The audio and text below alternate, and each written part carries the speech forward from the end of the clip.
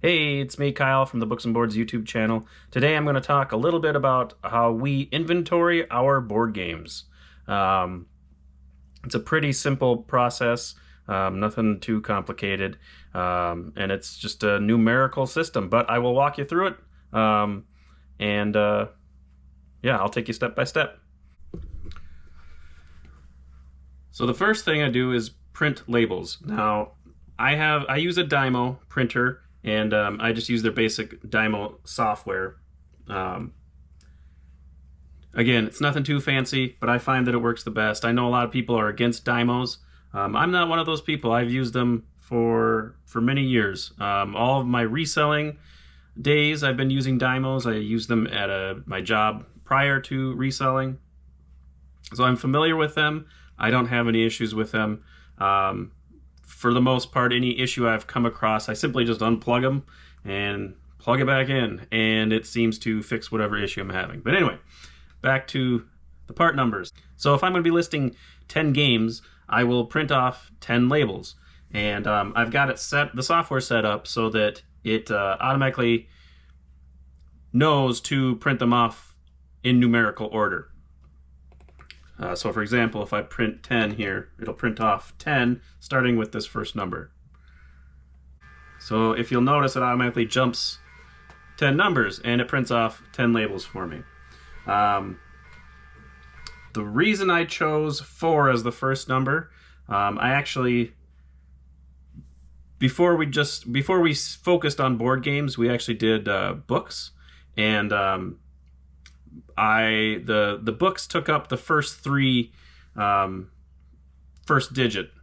So for example, the 1 was hardcovers, the 2 was paperbacks, and the 3 was kids books. And so when we started doing board games, that was the next one, was 4. So that's why those start with 4. Otherwise, you can use any number you want. And then I chose to do 7 digits at the time. I felt like that was a pretty out there number that we wouldn't be getting to 4,999,999 anytime soon. So I felt like 7 digits was a pretty good number of digits to go with. All right, now that I have my labels, you'll see that this is going to be the next part number. So literally, when I'm listing my next game, that's going to be the next part number. And you'll see that all of our games, we have to keep rubber bands on them. It helps keeps the games together as it goes through our system. And it's also a very handy place to put the part label until it's ready to be bagged. So yeah, so this goes on it right when I'm listing it. It also goes in, obviously, in the SKU section of the eBay listing. Then the next step is to take pictures of the game and then bag it.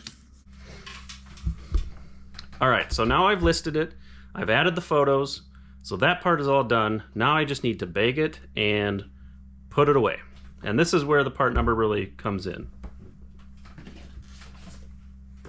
So as you can see, this game got my part number attached to it. I'm gonna bag it up. I don't get too fancy with the bagging, just enough to kind of wrap it up. And then the label goes right on the end.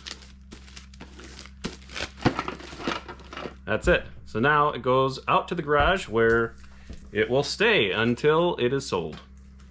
All right, so I'm out here in the garage. Got my game with the part number. And literally, I just put it on the shelf.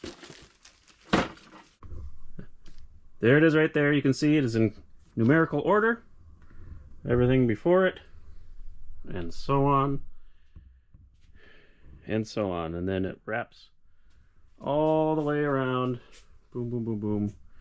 Another row, and this is the very earliest part number we have. And as you can see, I used a different label back then. I think there's only like 1 or 2 of these left, but otherwise every other single label is this new system here. And as you can see, we start getting holes as they sell. And when that happens, we have to spend about half hour to an hour once every week or once every 2 weeks to consolidate the games. And it is exactly what it sounds like. We start at the beginning, but this is what we do. We literally shove them on down, and if we can put the ones on the end at the previous shelf, we do that. But like I said, we start at the beginning, so it's consecutive and it makes more sense. But yeah, that's it. And we just do that over and over and over and over again. So that's pretty much it. And then when we pull orders in the morning, we just sort our orders by part number, and it makes it very easy. You just go up and down the aisles. I love spreadsheets, but I don't do anything with these numbers on a spreadsheet. Like it's literally just the printed label and in the listing. That is all I use this for. It's pretty straightforward, pretty easy. Yeah, I mean, I've been using this system almost since the beginning, and for selling unique items like used board games, I don't know that there's any other way to do it. I tried a bin system for when I used to sell other things, and I didn't really like the bin system. It works if you don't have a lot, but obviously we're now up to 1,000 board games, and you gotta start getting a little more structured with your inventory when you start getting larger numbers. And obviously a lot of it depends on what you sell. There's going to be a lot of categories where this sort of system doesn't really work. So you really just got to kind of see what works for you and your business and what you sell. But this is what's worked for us. Hopefully that helps some of you out. Maybe take away a few things from it. But yeah, that's all I have for today. And if you have any questions or comments, leave them down below. Like, subscribe, check us out on Facebook, Books and Boards, and I will see you tomorrow. And then it goes to get it, the next step is then wow.